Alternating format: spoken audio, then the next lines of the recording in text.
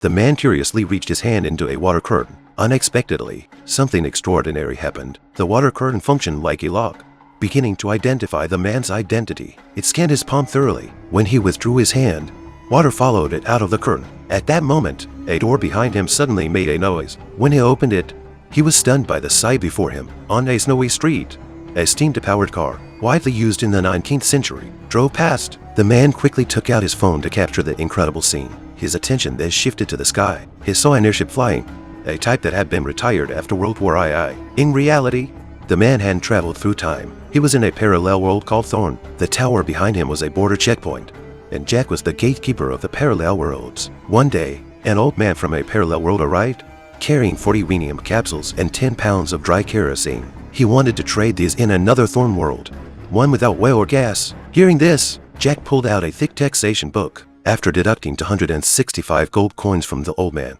Jack opened the gate to the parallel world. But just days ago, Jack had been an ordinary person. One night, after being dumped by his girlfriend, Jack returned home heartbroken. There, he discovered a strange woman in his house. Jack tried to make her leave, but the woman insisted it was her home. With no other option, they called the police to settle the dispute. Jack thought the situation would be resolved once the police arrived, but when the officers entered, Jack was shocked. The interior of the house had completely changed, looking nothing like it did an hour earlier. To his disbelief, the woman pulled out a property deed from the cabinet, proving her ownership of the house. Jack was mysteriously driven out of his home. With nowhere to go, Jack stayed at his friend John's place. The next day, they went to the property office. However, the staff said they couldn't find any record of Jack's information, as though his identity had been erased overnight. Out of options, Jack went to his company, hoping to reclaim his unpaid salary. Strangely, everyone there had forgotten him. Even photos with colleagues from a few days ago had been altered,